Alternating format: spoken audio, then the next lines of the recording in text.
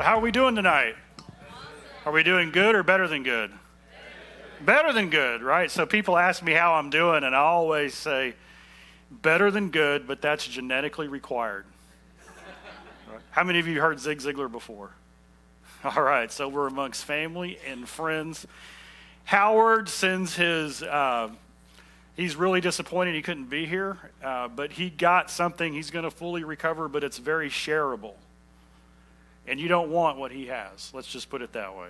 So he said, hey, can you fill in? And I'm like, absolutely, I would love to. I was going to come in a few weeks anyway. And I said, Howard, I owe you one because on Thanksgiving Day 2012, Howard and I were scheduled to leave for Australia the next day. And that's when my dad went into the hospital. And of course, I didn't make the trip, and Dad passed away. And Howard did a 5-city tour in Australia presenting the Tom Ziglar seminar. And I have felt guilty ever since. So this is like a huge burden lifted off of my shoulders that I get to fill in for Howard. You're going to want to come and hear him. He's got incredible insights and wisdom into everything that we do. A lot of today is going to be out of the book, Choose to Win. But I'm actually going to mainly talk about selling the Ziglar way. So how many of you are in sales? Let me say that again. How many of you have ever been on a date, got your kids to do something? You're in sales, okay? So we're all in sales. So I'm going to talk about sales. I'm going to talk about some of the things that I learned from my father. We've created a handout there for you. It looks like this. We're going to be kind of going through that, and I think it's going to be fun. I love to tell stories because I can remember stories. Do you guys like that too? And so if I do a rabbit trail because you guys give me a thought of a story, I'm just going to go with it. But to me, stories are the lifeblood and the thread of actually going out and implementing a new idea. And when we implement something new, things change. You heard that statement, if you do what you've always done, you'll get what you've always gotten. Did you all know that's not true anymore? No, if you do what you've always done, you'll get less than what you used to get. Because the world has changed so much. Everywhere I go, people, they welcome me in like family because they heard Dad on stage, right? They read one of his books. They checked him out on YouTube. We had a webinar today, and I said, how many of you have found out about Zig Ziglar within the last 7 years? In other words, since he passed away. And there was like 15 people there who found out about it. And I'm a big believer in legacy. How many of you are business owners? Just about everybody here is a business owner. I believe that one of the greatest ways we can use our business is to build legacy in it by impacting the people that we work with every single day. And so what I'm hoping is you'll learn something here and you'll take it back to your team, your company, your business for the betterment of the people that are there. We've got a ton of followers on Facebook, almost 5 million, all these different books. But one thing I wanted to share with you, since we're talking about sales, you see Secrets of Closing the Sale out there. We just came out with an updated and revised edition.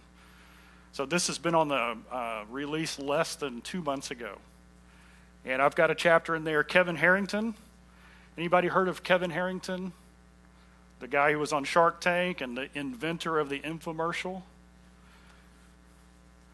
What he learned from Secrets of Closing the Sale made him $5 billion in his infomercial business. How many of you would have a good place and a good use for $5 billion? Okay, so there's some wisdom in there. Our podcast, if you don't have that, I want to make sure that you can go and get that. It's at theziglarshow.com. So if you want to continually fill your mind, just go to ziglarshow.com. That is free. Go and get that. Everything we do at Ziglar, sales, the way we lead people, the way we treat our staff, the way we talk to our friends, is based on this philosophy. You can have everything in life you want if you'll just help enough other people get what they want. Does that sound a little bit like the golden rule?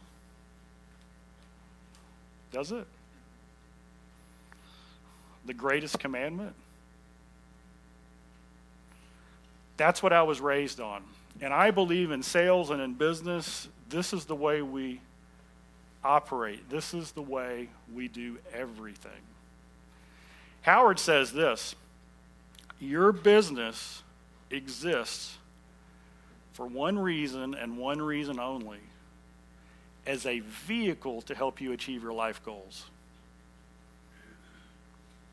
Think about that for a second. Your business exists for one reason and one reason only, as a vehicle to help you achieve your life goals. And so my question is, do you have your goals, your dreams, your plans written out? Do you go to work every day knowing why you're in business? Because if you're going to sell effectively, if you're going to come across with conviction to somebody who needs your product or service, you've got to have a why that drives that. So the first question I would have you ask yourself is, why does your business exist? What's the purpose of it? Well, it's obvious, right? It's the next payroll. It's the house payment, right? It's all those things. But really, why does your business exist? One of our clients that I work with, he has a HVAC business, HVAC. And he said, hey, Tom, I'm thinking about buying a plumbing business too. And I said, do you like plumbing? He said, no, I don't like plumbing. Isn't that interesting? I said, why do you want a plumbing business? He said, well, where we live, HVAC is seasonal. You know, it's hot and we have a lot of business, then it levels out and we go, no business. Then it gets cold and we get a lot of business, and then it levels out. He goes, I got a great team of people. I need to keep them fully employed all year long. Plumbing is 24/7, 365 days, right? He says they have the same skill set as plumbers, so if I can get a master plumber to come and work here, maybe ready for retirement, and I can train and equip my staff, then they'll be better. They'll be able to provide for their families. And I looked at him and I said, his name is Josh. I said, Josh, do you like HVAC? He goes, no, I don't like that either. I go, what do you like?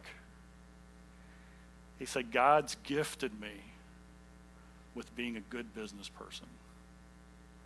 My greatest joy is helping my people achieve their dreams. And the better job I help to do at helping my people achieve their dreams, the faster I get mine. Isn't that a mindset? Isn't that a little shift of why you're in business?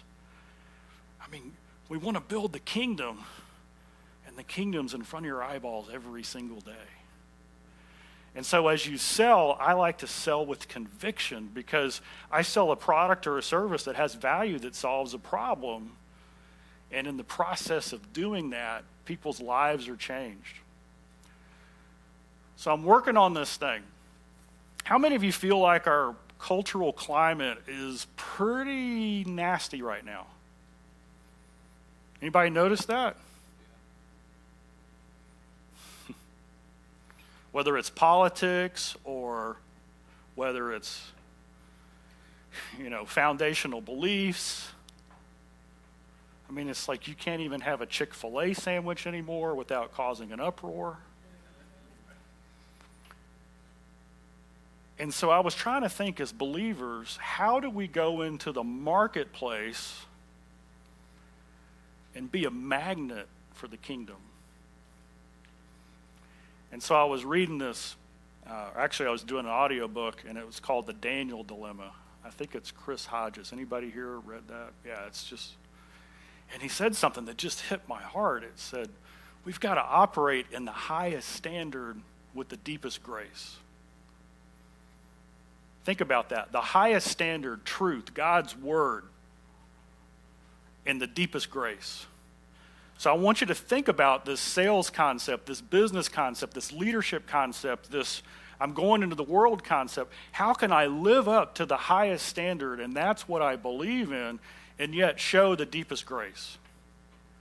And so I think it's John 8:6, where the Pharisees are trying to trap Jesus. Remember this? They catch the woman in the act of adultery, right? They bring him in and say, the law says we stone her, right? What do you say? So what did Jesus say? He writes in the sand. And then he says, he without sin cast the first stone. And then he says, as they leave one by one until they're gone, he looks at the woman and says, no one condemns you, and neither do I. Isn't that the deepest grace? And then he says, now go and sin no more. Isn't that the highest standard? So there's a difference between acceptance and approval. And so I think maybe 50, 60, 70 years ago in our culture, people had a biblical foundation, and we could talk about the truth, and we could lead with that, and we could talk about, the way things should be, and people had a context for understanding. I'm telling you, in business and the sales process, I'm more and more convinced we got to lead with the deepest grace. Because when people are attracted to that grace, they want to know why it operates, why it works, why does it make sense? And then with love, right? So another word for grace is unconditional love. So the mindset I want you to have in your business and in selling is, golly, how can I give unconditional love? How can I go into grace in everything that I have and everything that I do? So here's an interesting thing. Here's a business proof, because I'm a nerd. Did y'all know I'm a nerd? There's a few people I've told that I'm a nerd, right? So Kerry Lowe's in the back. He's a friend in from Mexico. He knows I'm a nerd. So I'm a graph guy. Anybody here a graph guy? Okay. So this is the way the world operates right now. No standard, no grace. Right? Anything goes, and if you don't agree with me, you're wrong. Isn't that the way the world operates? So what that means is there's no room for growth. So if you've got people on your team, if you've got salespeople on your team, how many of you want to have a very profitable business? Hopefully, who didn't raise their hand?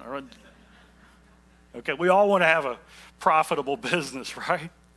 So the way you have a profitable business is you set a high standard. You say, hey, this is how we're going to operate. This is how we're going to serve our customers.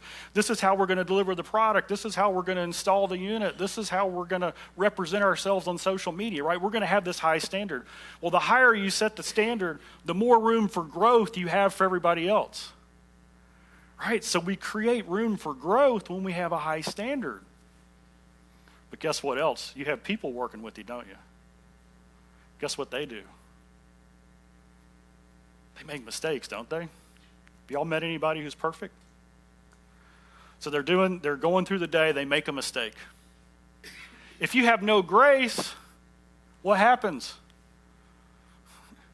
You're hunting the average tenure of your employees is like 3 weeks, right? Because you're always hunting a new one. But the deeper the grace, the more room for growth there is. So when we can get this massive room for growth between grace and the high standard, that's when we can impact lives. Does that make sense? All right. Atmosphere is a big deal for me. And when was the training that we did with the trainer? April. So I'm writing a book, and the title of it is Atmosphere. And Thomas Nelson's the publisher, and they're really challenging me. They're like, well, what does atmosphere really mean? And can you define that? And can you go into depth? And so one of the things that I believe as business owners, as sales professionals, is we can create the atmosphere. Now, the reason I like atmosphere better than I like the word culture is because culture has been dominated now by the PC language. Do y'all agree? It's like I'm even afraid to talk about culture, because what if my culture that I want isn't what you think is acceptable? Because there is no grace and there is no standard. So how do I know where we are? So to me, atmosphere is a higher level of culture because it embraces the spiritual. So my personal mission statement, what I believe God's called me to do is this: to create the atmosphere that allows you to become the person God created you to become. That's what I'm called to do. And when I see a business owner, I see somebody who has the ability to create an atmosphere where you work and with your clients that allows whoever you're with to become the person that God created them to become. And so it has to do with that highest standard and that deepest grace. Well, there's 4 things you got to do. First, you got to conceive it. What atmosphere do you want? So here's an idea. Imagine your whole team waking up in the morning and they can't wait to get to work, right? The alarm clock doesn't even go off. They're up. And they're all rushing to get to work. In fact, unless you get there by 6:30 in the morning, you're the last one in because they all love it so much. Wouldn't that be an awesome place to work? That's the way I saw my dad operate every day. So the question is, what kind of atmosphere do you have to build that would make people want to do that?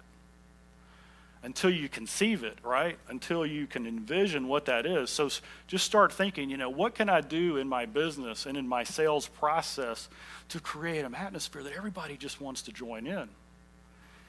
Why is that? Man was designed for accomplishment, engineered for success, and endowed with the seeds of greatness. This is the way God created us, and he created us to flourish in a place of truth and high standards and grace. Right? So as we think about that, what can we do? Then we got to choose it. So conceiving something's awesome. Then we got to take action on it. So I got to get after it and choose it. And I'm going to share this story. This is one of my stories that I just love to anchor in on, and that is I travel a lot. Anybody here get on airplanes a lot? A few people? Yeah. Have you noticed that they always run on time? There's never a weather delay, and nothing ever breaks? Yeah. It's crazy, isn't it?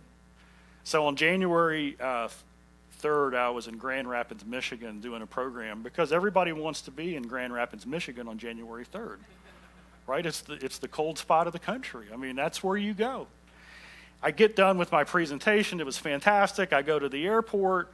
I'm riding high, and I had scheduled my return flight to go from Grand Rapids to Chicago to Dallas because I was going to get to the airport late and couldn't check the direct flight from Grand Rapids to Dallas. Anybody, don't you know you hate that when you lose the window and you've got to do the connector instead of the direct? Right, you've been there.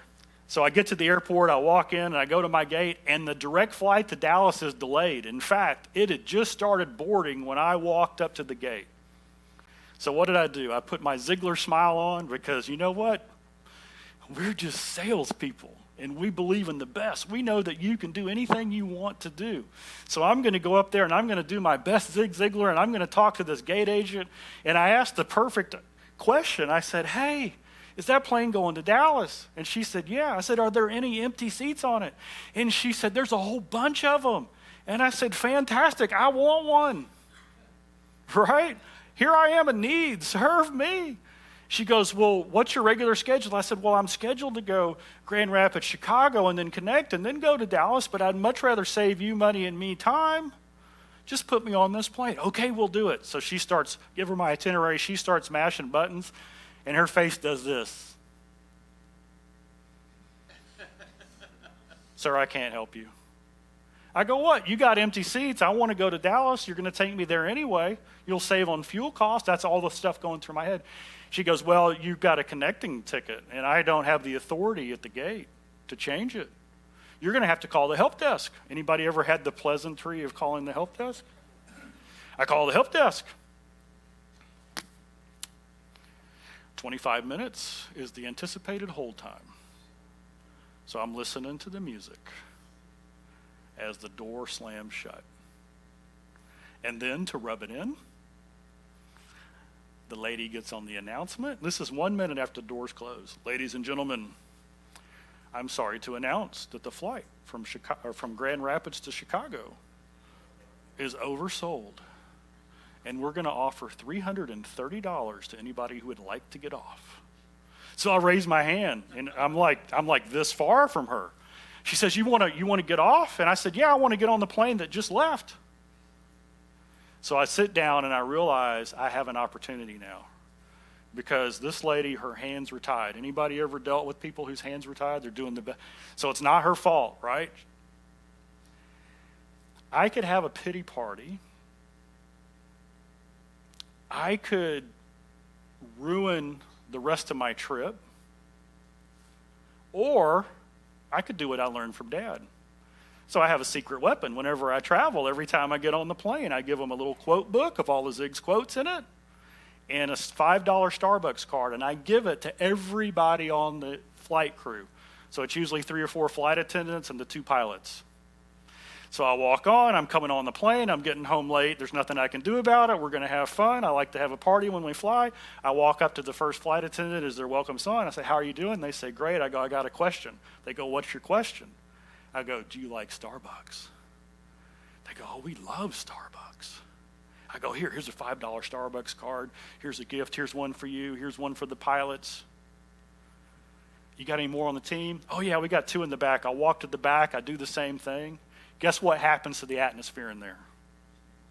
Totally changed it. In fact, they were like coming and getting selfies with me. I'm like, just whatever. I mean, and even the pilots got in on it. I mean, this is awesome. How many of you have been on a trip where you thought you were going to do business or do something, but it was really the person you met on the plane? Right? That's what the King was about, isn't it? So on the Chicago to Dallas leg, I do that. So now I've given out like 10 of these, right? 2 flights. We're in the air about 30 minutes. The flight attendant comes up. She leans over. She goes, thank you for the Starbucks card and little book. She goes, that's something my brother would have done. He just died.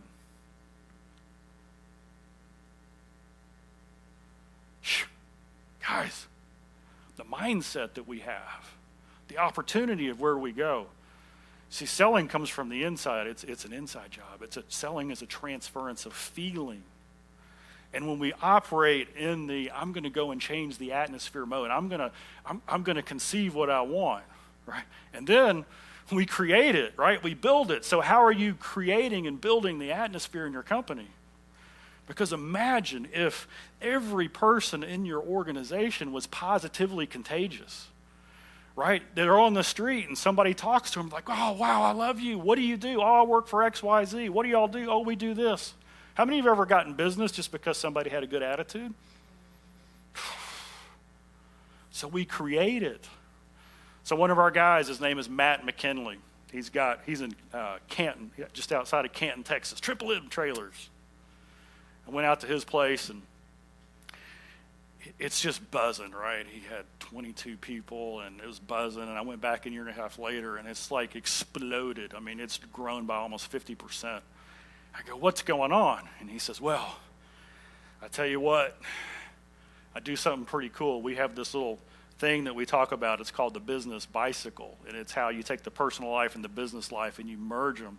He said, what I did is I took an assessment of everybody, and here's the assessment that we do. We ask everybody in a group on a scale of 1 to 10 to rate themselves on the physical, the mental, the spiritual, the family, the financial, the personal, and the career. And he said, I did something different with my team. He said, I went out there and I said, I gave them the assessment, and I said, don't put your name on it. So they all did it, they turned it in, and then he did a composite score. And it's a little hard to see, but you see the back wheel of the bike? That's the composite score of his company. And then he met with his team, and this is what he said. He said, as the leader, if I can help you get to 10s in all 7 areas of this, our business won't have a challenge. Think about it. If everybody on your team, if they're rocking in their family life and their spiritual life and their personal life and their health. So that's how he went about creating it. And then you got to cultivate it. It's like a garden. You've got to constantly go in and nurture the garden. You've got to constantly go in and make a difference there. We've got about 12 hours of content today, so I'm going to go really fast so we can get out of here by 11 because I don't want to do 12 hours. If you have a question along the way, just raise your hand. If you want me to say something again, just say, hey, what was that, okay? So here's the question. What fruit do you want in your business? If we think of the cultivate, right? What fruit do you want in your business? Because a tree's fruitfulness depends on its rootfulness. I shared the roots with you, those 7 roots: mental, spiritual, physical, family, financial, personal, and career. We got to nurture those in order to get the fruit we want. So I want you to think about, in your business, what fruit do you want? What reputation do you want to have? How many dollars? I mean, fruit could be revenue. It can be profit. It can be your family's winning. I mean, what if, let's just say a company has record year in profits and a record year divorce rate on your team. Is that a winning year? No. So what fruit do you want? Because you can choose it. Once you determine the fruit, you can determine the habit that'll create the fruit. So here's the number one habit, the number one lesson that I learned from my father. What you feed your mind determines your appetite.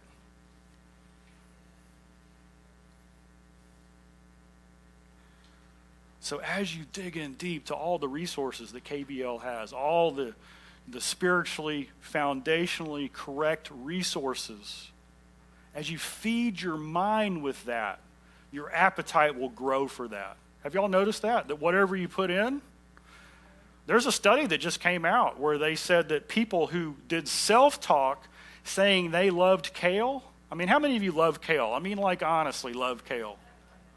There's a few people in here. Okay, you've been practicing the self-talk. If you say you love kale over and over and over again, guess what you naturally order and enjoy? Kale. So why not conceive the fruit you want, choose it, create it, cultivate it, feed your mind with the things that are going to get you that fruit. So I explained that quote, what you feed your mind determines your appetite. And I was in Atlanta, and this lady in the back of the room jumps up and she goes, "Oh, that's just like NASCAR." Anybody here thinking NASCAR? I said, "Explain that." And she said, "Oh, it's easy. In NASCAR, you go around the track 185 miles an hour. Your eyes have to look at where you want the car to go. Because at that speed, if you look at the wall, your hands will make a micro movement to the wall, and you'll hit the wall." So how do we live life? Don't sit on the couch all day. Don't say that. Don't eat the cheesecake. That's what we tell ourselves. So what do we do all day? We sit down. So what are we going to say? Hey, I'm going to get up every hour and move. When I meet that person, I'm going to tell them how much I appreciate and are grateful for the relationship we have, and I love kale. Right? That's what we're going to say. So that's what that means. So in sales, when we sell the Ziglar way, we got to come from that right position of the highest standard. This is what we do. This is how we serve. We don't bend on integrity. Right? We stand behind what we say, and we give the deepest grace, because you know what?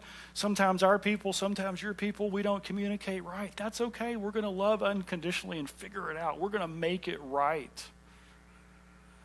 We come from that position.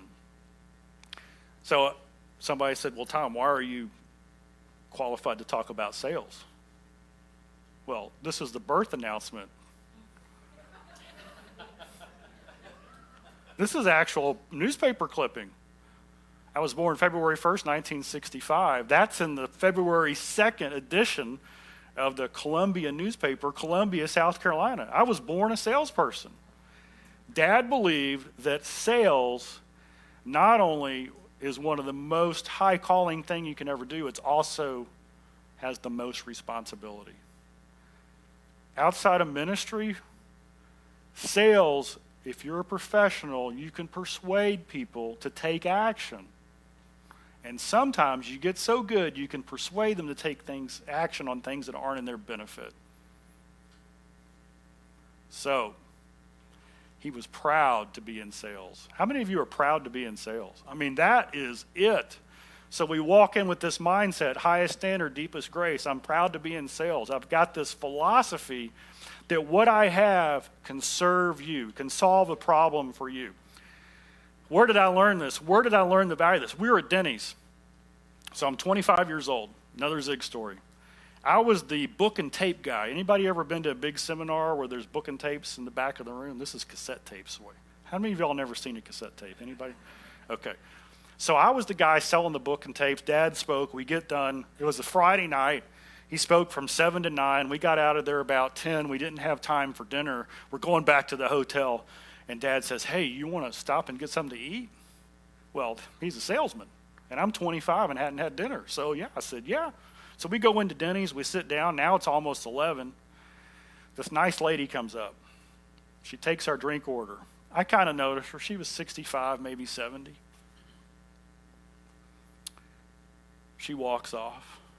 And Dad says, oh, what a shame. What a shame.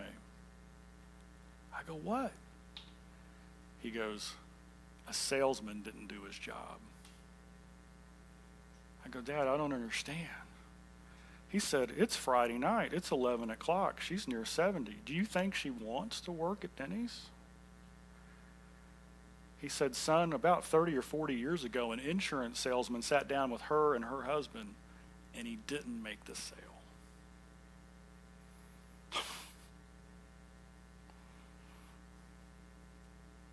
What you do is important. It changes lives.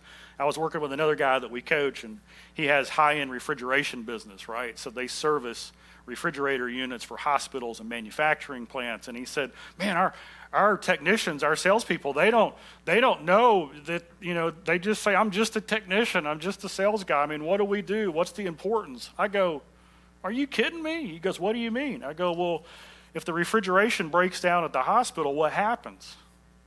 Well, blood spoil, medicine goes bad. I go, that's like life and death, isn't it? I go, you've got a life and death business.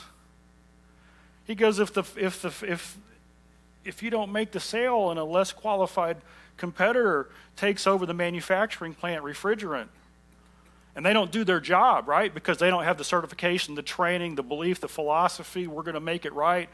Somebody less qualified than you goes and gets it, and that breaks down.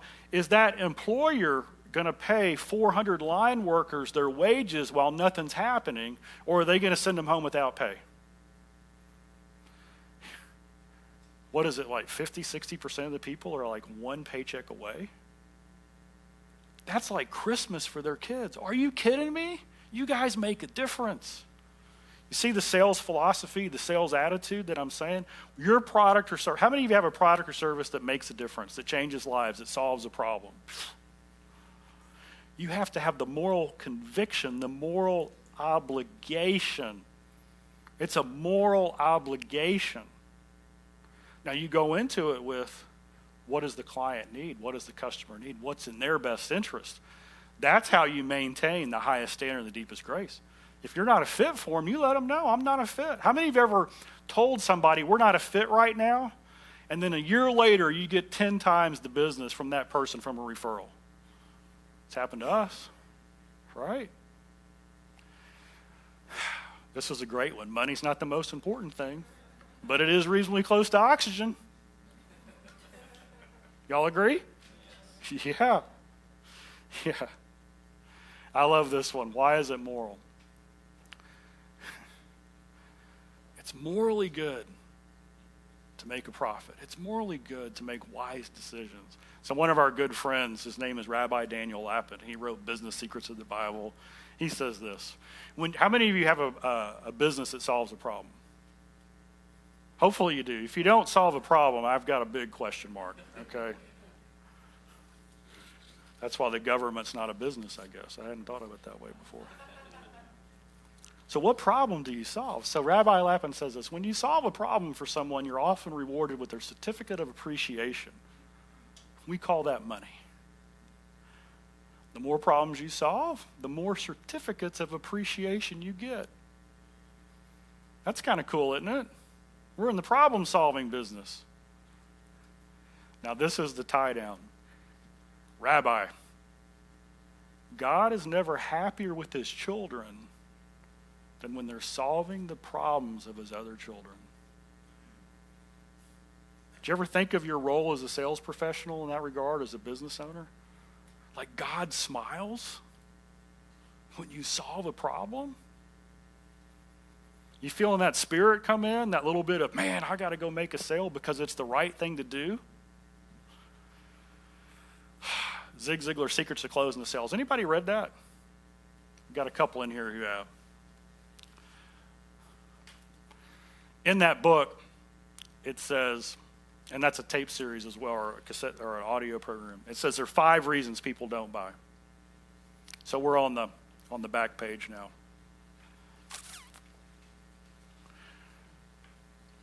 No need, no money, no want,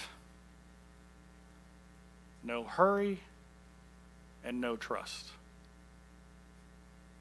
Think about that. 5 reasons that people don't buy. No need, no money, no want, no hurry, and no trust. So which one do you think is the biggest reason that people don't buy? Trust. Right, no trust.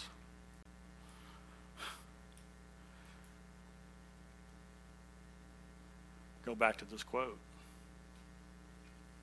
Trust is the byproduct of integrity.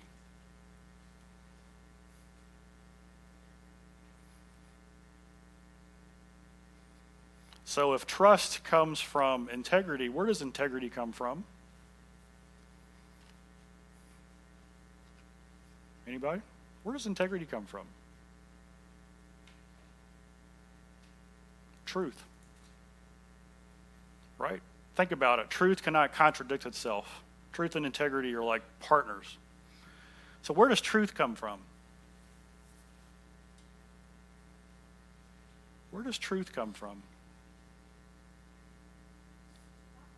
God.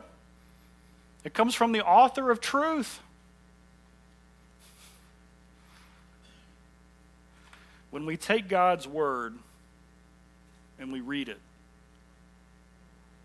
and we personalize it, and we claim it, and we speak it, what we're doing is we're embedding truth into our life.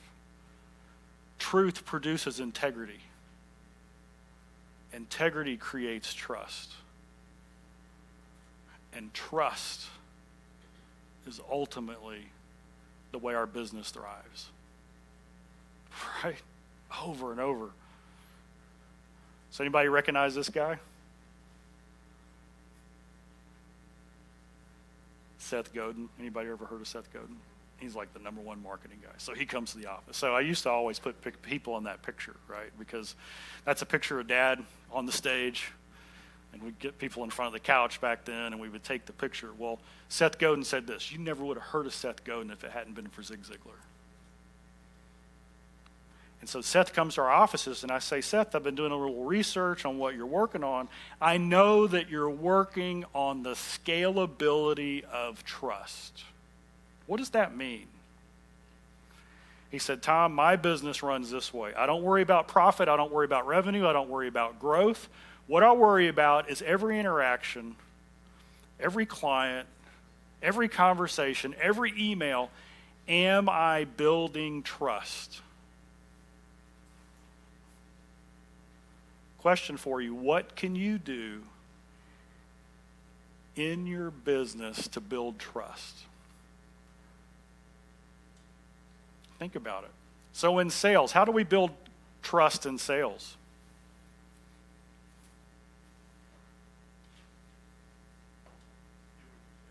You do what you say you're going to do. What about exceed expectations? What about putting a good plan in place and then going a little bit extra? Right? These are all choices. These are all processes and systems. So when we talk about selling the Ziglar way, we're always talking about how can we do a little extra? How can we build that? Let me tell you what happened with Seth Godin. So he says, yeah, this is how we do it. My goal is to scale trust. He said, but sometimes it costs you money.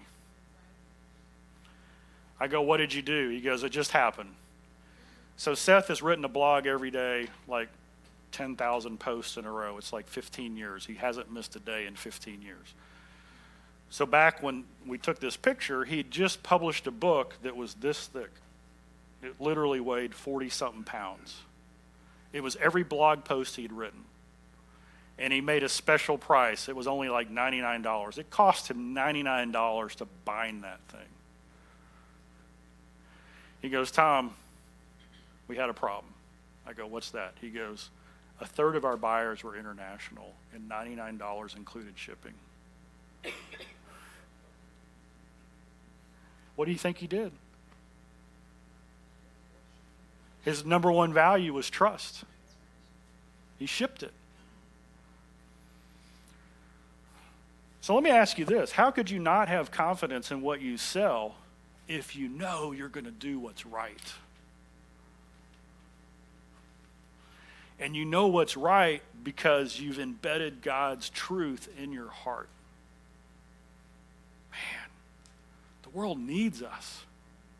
Our example. In fact, our longest term customers are the ones we messed up in the beginning.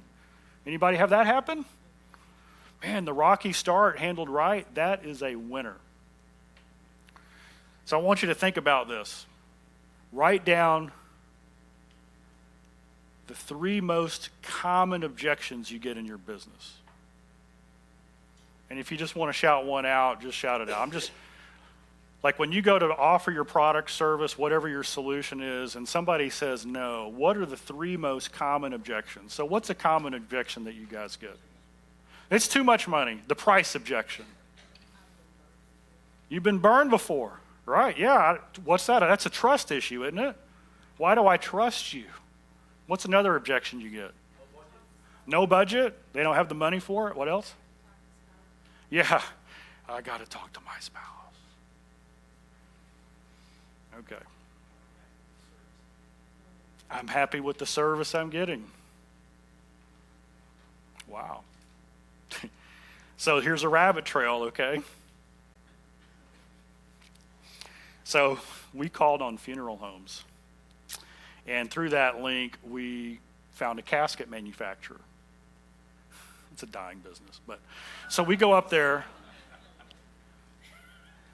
You can laugh. If you repress a laugh, it goes back in and spreads your hips. That's a Zig Ziglar original. So we go out to New Jersey. Actually, it was the Bronx. And we go into this casket company, and it was one of those little brownstones that's like 20 feet wide and 4 stories. You ever seen those? The great-grandmother lived upstairs. It was their family's business. So we go into this meeting, and my buddy, who was the VP of sales at that time, his name was Michael Norton. We walk in, and it's an Italian family. We're in Bronx. We walk in. The first floor was the showroom, and downstairs was the conference room. We walk in, and there's a table, and there are 8 Italian guys, all bigger than any soprano you've ever seen. So we sit down, and we're talking about doing sales training, and we're surrounded by caskets. And they all had on funeral attire, black suits and black ties. Think about it. That was an intimidating thing. So I said, what's your biggest challenge? And they said, in the funeral home world, there's 2 kinds of funeral homes. There's family-owned, who've been in business generation to generation, right? You go to a small town. Isn't that the way it works? Great-great-great-grandfather started it, and it just follows through. And he said, our biggest objection is we go in to sell our line of caskets, and the buyer says, hey, my great-great-grandfather bought from your competitor, my great-grandfather did, my grandfather did, my dad did, and I buy from the competitor. How do we sell those? That's a good question, isn't it? Generationally, they've been happy with who they bought from. So I had an advantage. I had to phone a Zig. So I go outside. I tell Dad the situation. He goes, oh, son, it's easy. Go tell him this. So I walk back in, and I say this. So why do people operate funeral homes generation to generation? I knew the answer because we worked with them. It's a calling. They serve the families in their community, the friends, the people they've grown up with in their greatest time of need. I said, when you go in and you start the conversation, it's not about selling a casket. It's tell me why you're in this business. And then they will throw up and tell you every reason why they love the business they're in. And then you simply ask this: if I could show you a way to serve those who you serve a little bit better than you are now, would you be open to that?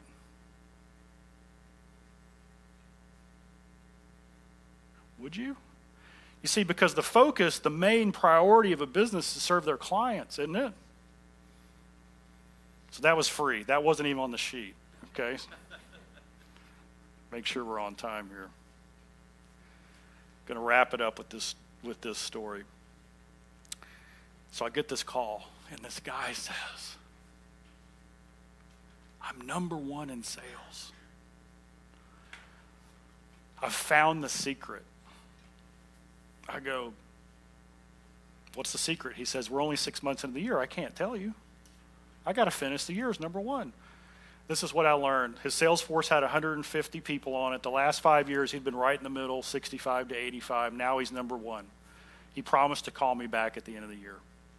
He calls me back. We talk. He said, Tom, I finished number one. Here's the secret to being number one in sales. They sold high-end copier machines, $100,000 plus units into corporations. It was a 3-call close. They'd go in, they would scope out and understand what the client was currently using. They would do an audit, an inventory of the needs of the users of that. That was step one. Step two, the second meeting, they'd bring them over to their facility and demonstrate the machine that they had. And number three, they would go in and they would do the closing presentation to a group of people. Anybody familiar with kind of those 3 steps? It's kind of common depending on what product or service you offer. He says, yeah, the secret is you get there, instead of 30 minutes early for that presentation at the end, you get there an hour early. I said, that's the secret? He goes, well, it's more than that. This is what this guy did. He knew the 7 top objections they always got. And because of the previous 2 meetings, he narrowed it down. He knew that there was going to be a likelihood he was going to have to overcome 3 objections. Could be price, could be delivery, could be training time, could be gap, it could be a lot of things. He said, so what I do is I get there an extra 30 minutes early, and I've underlined in the book, Secrets of Closing the Sale, where your dad overcame all of those objections. And I have it marked on the cassette tape, and he had a little cassette recorder that he put on the seat next to him. And he said, I get there 30 minutes early, and I listen to your dad overcome that objection while I read it. And then I walk in, and I make the sale. How many of y'all can do that? Yeah. What you feed your mind determines your appetite.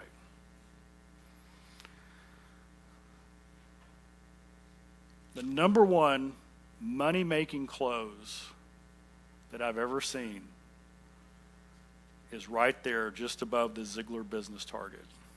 You see that? So somebody said the price is too high. Here's how you handle that objection. Who here has experienced that? The price is too high? Yeah. After you've explained the value, you've talked about your reputation, you've given your guarantee, you talked about your knowledge, your marketing, all the things that you have. And they say the price is too high. You can't use this until you've built the value, okay?